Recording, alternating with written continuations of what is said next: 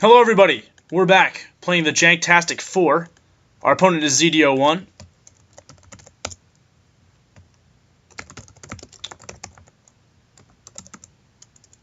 And I like this hand a lot. If we hit one land, we've essentially got a Mist of Kirin, and then we've got a Kolgon Aspirin on turn 2, we've got a Mountain, we've got all of this good stuff. So this is exciting. Alright, I'm definitely going to keep. This is awesome. We got removal, creature, 2 land. I like it. I like it a lot. And I think this is going to be decent. So, now, we could just get absolutely trampled. But I don't know if that's actually going to be the case. We stayed disciplined. I like what we're doing.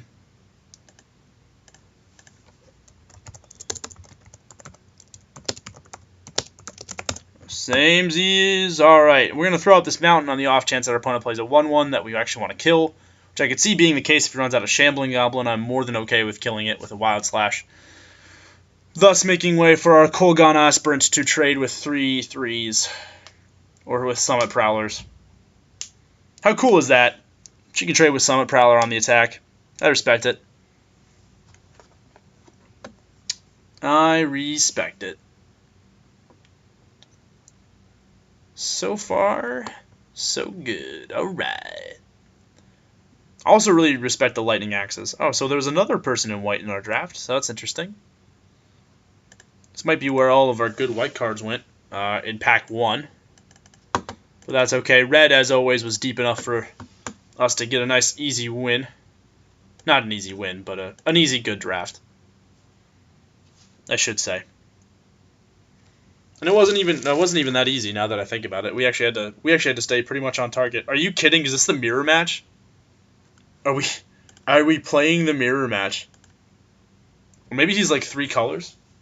Boy, wouldn't that be something if he was 3 colors? Oh man. Alright, well, first things first, I'm gonna go ahead and run out this mountain. On the off chance that I want to use a tail slash instead of a wild slash. Pre-attacks. So live from my bed. We told him we're recording.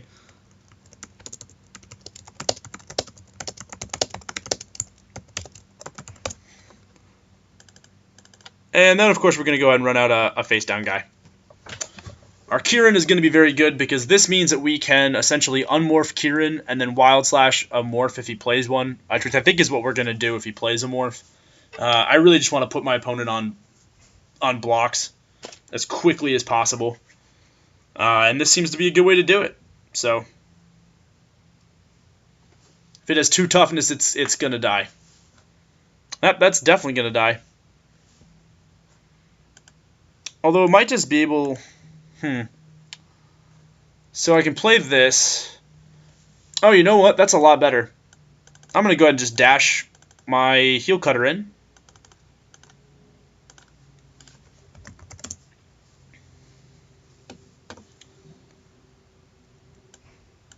Swing, of course, for a whopping 7. And then we're just going to kill this Dromaka Captain. He could have tail slashes. He could have all kinds of stuff. I just don't want him to get any of it. So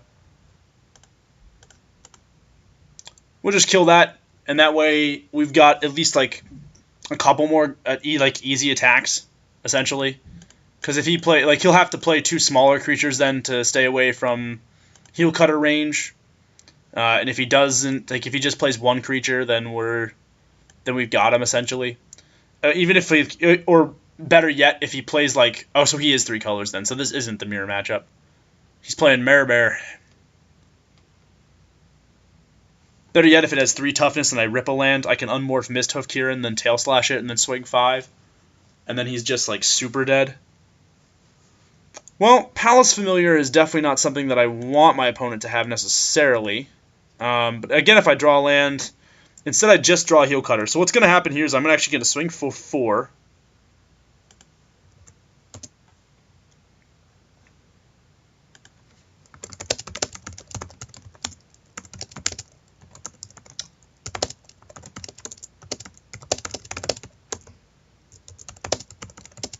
Okay, so what is he doing? So is he going to Artful Maneuver? So we have our own response. Not what I want to do, but I'm not going to trade this.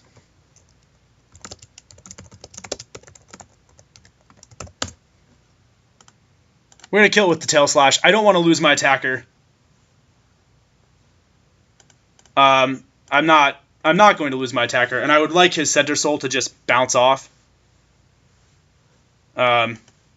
Which is entirely what I want. I want to keep my attackers up, especially because I have 2 Heal Cutters. Any land means that I get to unmorph Kieran and put him on a 3-turn clock and Heal Cutter in the same turn with the dash. I want to keep my attackers up.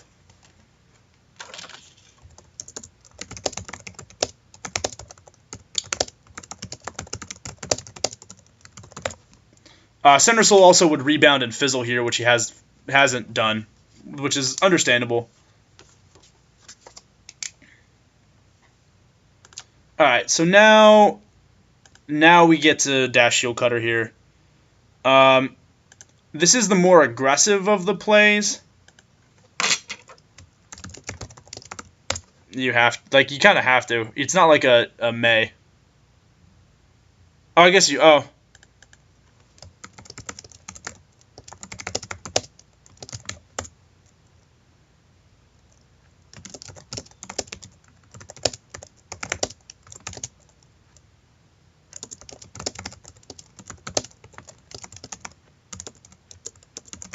I did not realize it was a May.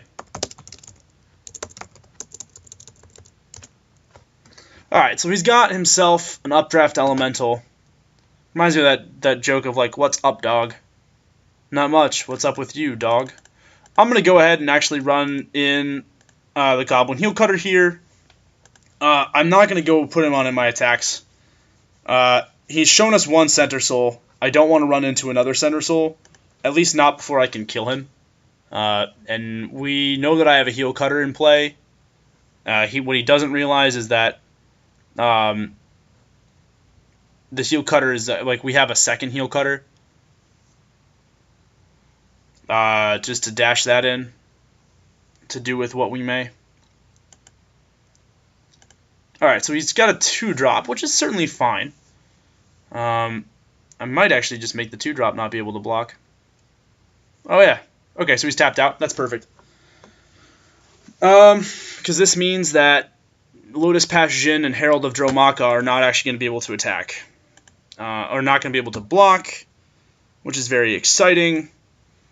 I'm not going to swing with Kolgan Aspirant either.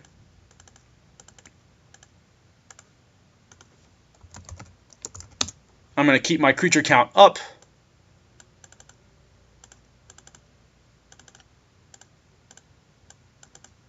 This one can't block. Obviously, we're trying not to make any trades happen. And we're threatening 9 points of damage, which he doesn't realize. So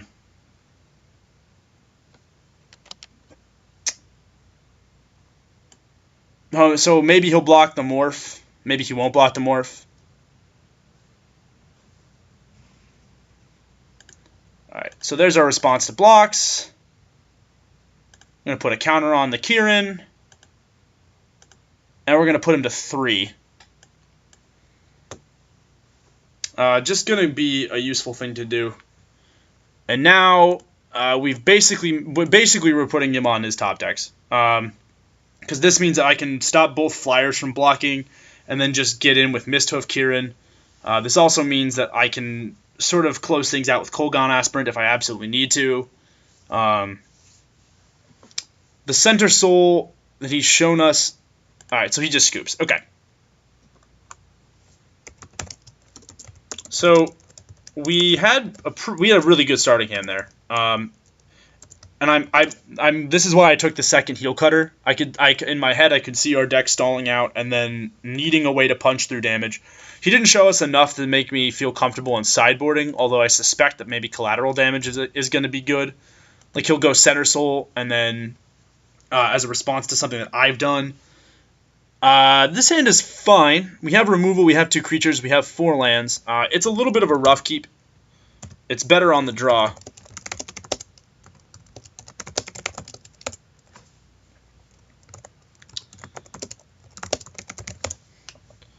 Yeah, we've got a 2-drop, we've got a 3-drop, and the pacifism is a little awkward in our hand, but again, we've got 4 lands and 2 spells, and it's not great, certainly, but, you know, we draw the right things and it'll be fine. The Dromaka Captain is a little worrisome. Being able to bolster, we have no real defense against that card, actually, with this hand. And we certainly, I don't know about Center Soul, so he didn't show us too much other than that. Well, now we have a defense against the Dromaka Captain, so that's good. Now we have a defense against it. Now we can just lightning bolt the thing that troubles us the most. Good to know that we've got our Draconic Roar on tap as well. It's probably an Arishan Cleric. It's very good. Definitely keeps him definitely gives him more time to deal with us.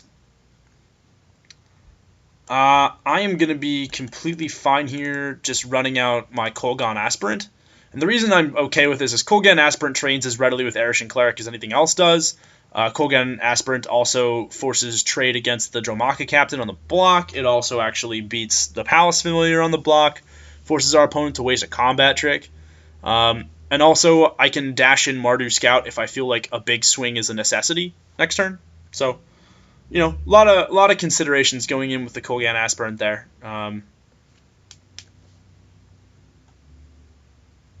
Definitely something that I'm okay with. And there's the Dromaka Captain, which is a real card, a real threat, certainly.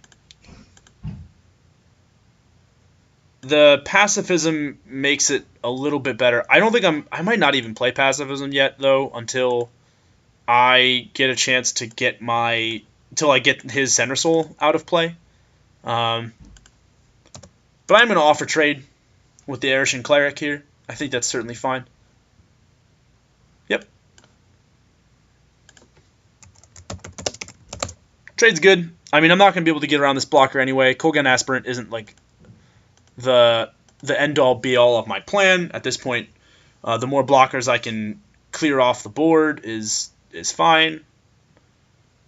Now we're going to go ahead and run out our Hardened Berserker. Hardened Berserker is going to be cool because when he swings, we're going to be able to actually like maybe go off. It's not going to be as applicable for our Mardu Scout, but we could play something like we could do like Drop Mountain and play Mardu Scout and Draconic Roar in the same turn. If we get a white 2-drop, we could play that for 1 and Draconic Roar for 1 and play Mardu Scout. That's living in a little bit magical Christmas land, but you know, it is something that we can consider. Oh wow, Karsi Deceiver, huh? Yeah, so it bolsters. That's fine. Yeah. Yep. We're taking 2. I'm not too worried about that. So this means that I might actually want to dash Mardu Scout in. And then I'll probably play Draconic Roar pre-combat or post-combat. Alright, so we are living in magical Christmas land then. So we do actually get to play a Herald of Dromaka for 1. Oh, but it's only the next spell that we cast, so we got to think about this a little bit. I am fine going ahead and attempting to Draconic Roar. Do we even need to? Well, here's the thing. Draconic Roar works now to remove the thing that's like the only real threat that our opponent has, which I'm completely fine with getting out of the way here. If he Center Souls it now, it's not a huge deal because I have Pacifism up, so... Nope, he doesn't. We just get in there. Alright, then we're going to go swing for 3. I assume that our opponent blocks it. I don't see why he wouldn't. I think Karsi Deceiver is a fine blocker. Yeah. Eventually I will read this card significantly. In our second main phase, we're just going to go ahead and run out our 3-1. I think that's just the best play there. Yes, he's got dash. There's probably a fair case to be made for playing Dromaka Warrior and then having him available for the dash, but I'm not planning on going all out aggressive necessarily. I don't think that's a huge issue. I can tell you right now, though, so Mirror Mockery on our Hardened Berserker. Well, that's certainly a good card to draw. So Mirror Mockery on the Hardened Berserker is just going to be one of those things that we do. I'm going to go ahead and swing 3 and bluff a combat trick, though. I'm not going to block. I'm certainly not in any danger of being killed by the 0-4. So maybe there's a fair chance I get it for 3 points. But there isn't. Alas and alack, I have been discovered for what I am. Mischief Kieran is very good. It's going to get us through that board stall. And then we're just going to go ahead and drop our Herald of Dromaka. And then, barring, like, a Ouija tie, we're okay, I think. Now, our opponent could be red, white, splash, blue, or, like, red, or... Maybe he's, like, white, blue. It looks like he's white, blue, splash, red, actually, which is interesting. I'm not sure what he's splashing for, per se, but it could be something decent. Is this a Ouija tie? Do I just die to Ojitai? No, but what it is a great target for pacifism. That's what that is, sucker. I am not dealing with that. Scion of Ujin is not going to be a thing. This does leave us vulnerable to Center Soul. But then again, I don't care. Because I lose to that card anyway.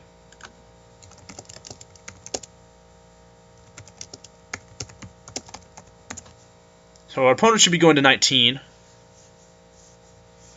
And then we'll pass. There's no real sense in playing out this land. I don't have like anything like Crater's Claws or something along those lines to make playing this mountain here any better. It would be different if I had like a big thing, but I'm already at sprinting Warbrute mana anyway. So not 1, but 2 Karsi Deceivers to make my life hellish. Fierce Invocation is cool. Alright, now we can play out this land here.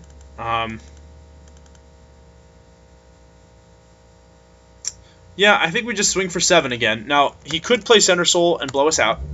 He could play Center Soul to remove the pacifism and then do that. If he doesn't, okay, so he doesn't. That's fine. I am going to go ahead and play out this Feral Invocation now. Probably, the same logic probably applied for keeping that land in hand, but I don't think it's that important. Well, we got another land off the top of the library, so that's good. Fierce Invocation is a good card because it's going to help us get through those Karsi Deceivers, which is decent as well. Also, if he does eventually get Center Soul, he can remove pacifism and then trade for the 4/4. Which is not a terrible plan on our opponent's part, actually, now that I think about it. Updraft Elemental. What's up, dog? Not much. What's up with you, dog? Alright. So we got some land off the top of our library. That is very good. A Tarka Efreet is very, very good. Because I can actually play him as a morph. And then if a Karsi Deceiver blocks my 3/1, I can then immediately Megamorph it and offer the trade. I'm going to go ahead and ooh. But then Updraft Elemental also gets to do the same thing, except Updraft Elemental can do it to any one of my guys. I'm actually just going to go ahead and swing 4 here. I'm not ready to offer up the trade. Although trading Mardu Scout for Updraft Elemental seems pretty good. Alright, swings 4. He offers the Sacrificial Lamb of the Karsi Deceiver. Okay. Which is certainly fine. I can chip away at his blockers. And then this way, I can either flip Mist of Kieran at his end step or flip a Tarka Efreet at his end step, whichever is more beneficial. Although at this point, I believe maybe flipping the Mist of Kieran is probably going to be what we do. But it is magic.